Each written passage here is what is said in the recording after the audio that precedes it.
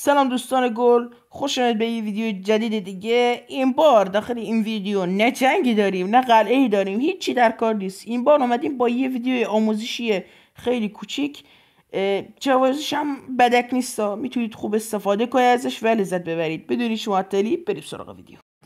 اول که وارد میشیم اینجا یه ساختمون هست به نام المناره. اگه بازیتون عربی باشه مثل یه فانوسی میمونه. واردش میشیم. اینجا رو میبینید که لول بندی شدن، لول 1، لول 2، لول 3 و بقیه لول ها. اینجا هم سطح و نشون میده که شما به چه لولی رسید و از چه مزایا میتونید استفاده کنید. اینجا که آبی میبینید شارد قهرمان بهمون میده و کتیبه های مهارت، بنفشا یا همون لول 3-4 بهمون از اینا میدن. اینم لول بنفشا که بهمون شارد و کتیبه مهارت میدن.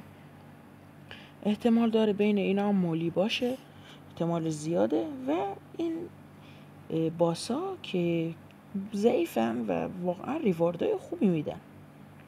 بریم یه چند تاشون رو سلاخی کنیم. اول اینو بریم. واقعا جوایزی که میدن با اینکه کمن، ولی اگه تعداد زیادی ازشون رو بکشیم 100% به دردمون میخوره.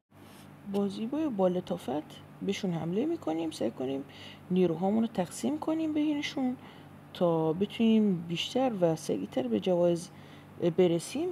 اینطوری هم ریواردها رو کالکت میکنیم، میان مستقیم داخل جیبمون. سعی کنید همیشه بهشون حمله کنید چون لول اول واقعا چرتن و وقتی که از لول 15 به بالاتر میریم احتمال اینکه بهمون ضرر بده خیلی بیشتر میشه. اینجا میبینیم که جوایز خیلی خوب و قشنگی بهمون میدن. منابع و از اون چیزا چی بهشون میگن، تیرا که برای خرس استفاده میشن، برای تله خرس. میبینید که اینجا جوایز XP، شارد قهرمان و کتیبه مهارت. منتظر میمونیم نیروهامون برگردن تا بهشون حمله کنیم. ببین اینجا هم کتیبه، حالا بهمون چی میده؟ دوباره کتیبه زره بهمون میده، زره های قهرمان اصلی، نه قهرمان خود قهرمانی که تو پروفایل قرار میگیره.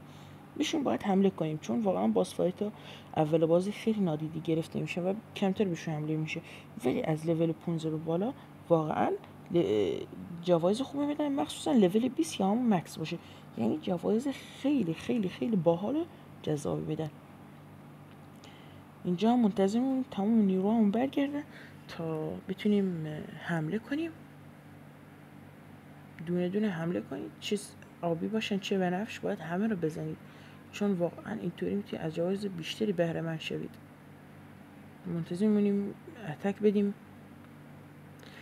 و واقعا وقتی که این باس فایت ها رو میزنید، مخصوصا باس فایت ها که لول مکسن، البته وقتی که باس فایت ها رو میزنید واقعا خیلی جوایز خوبی میدن. الان بذارید یه بار دیگه این جوایز رو کالکت کنیم. آها نگاه کن. خب ببین باس فایت چی میده الان. 10 تا مایه براق کننده زره. خیلی خوبه ها. اینا تو مغازه قیمتاشون واقعا خیلی بالان. تو همین مغازه بازی یا همون مارکت بازی قیمتاشون واقعا بالان. یعنی باید شما توکنای زیادی پرداخت کنید برای 5-6 تا که واقعا خیلی زیاده. شما میتونید 10 تا با کشتن یه باس خیلی ضعیف اونا رو به دست بیارید. این هر 5 ساعت ریفرش میشه. ببین الان اون بالا نوشته برام 5 ساعت و 50 دقیقه دیگه.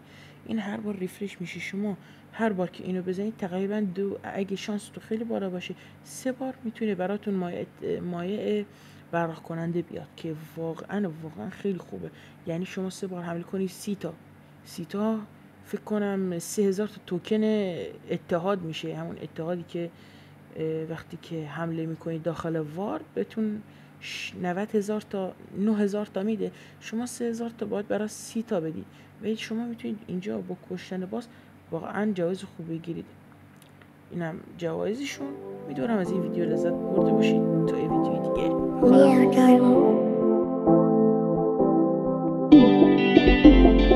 خدا